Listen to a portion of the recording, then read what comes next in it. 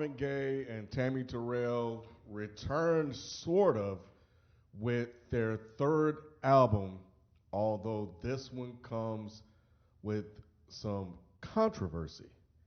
I'll get into that in a second. But this album was released September 16th, 1969, and it featured the single Good Lovin' Ain't Easy to Come By. And it was a hit single, and it did well.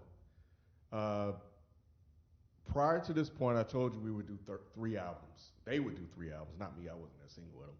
But this one is a little bit iffy because we don't know if it was actually Tammi Terrell singing. Um, Marvin Gaye felt like they were taking advantage of Tammi Terrell's illness.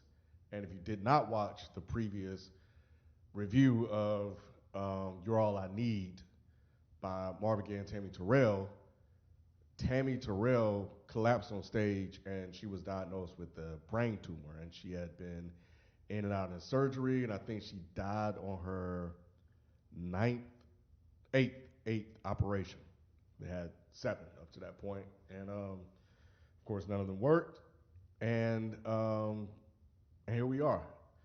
The thing about it is that there is a suspicion that Valerie Simpson, who wrote most of the records on here, sung the leads on this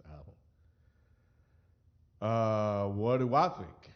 I think that it does sound like Valerie Simpson. But you can also say that it was Tammi Terrell because, of course, having had seven operations, brain tumors, and she was recording in between those, so she wouldn't necessarily been at her vocal peak, of course. So her tone would sound different than it did when she was fully healthy. Her sister came out and Valerie Simpson denied it. On Unsung, there was some type of confirmation. I guess she said she was singing like reference tracks and for Marvin in the studio, and that they would have Tammi come in later on and record her vocals later whenever she was up to it. That's kind of the story that's out here. But we don't know. Tammy's sister, Ludi Montgomery, denied the accusations and said that that Simpson did not do it.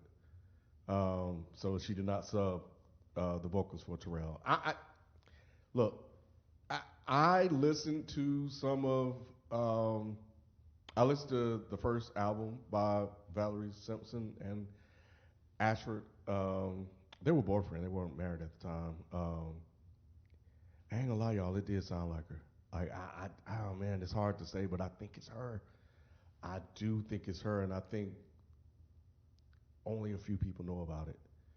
And but it sounds like Valerie Simpson trying to sing like Tammi Terrell. But I really gotta get into the discography of Ashford and Simpson. And once I listen to enough of her, I'll be able to tell if it's her or not.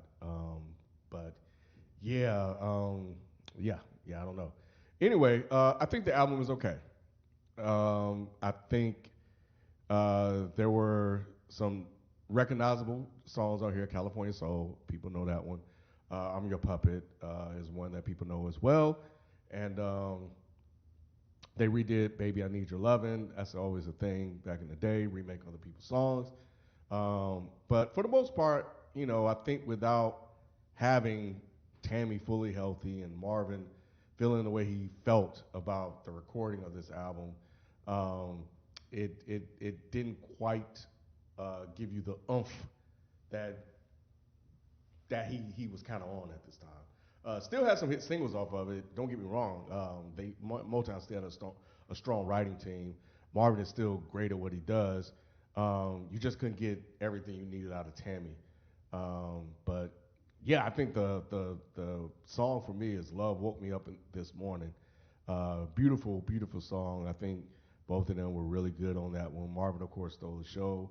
You know, because Tammy couldn't do what she needed to do. She was still good. She was still really, really good. But man, oh my goodness, yeah, just what could have been. But overall, it's fine. It is the last album. I want to say there was a greatest hit. No, no, yeah, I think everything was in the 1970s. So when we come back, we will be in the 70s. And my, what a decade it will be for Marvin Gaye. So yeah, I am going to leave it at that, and I will see you guys in 1970.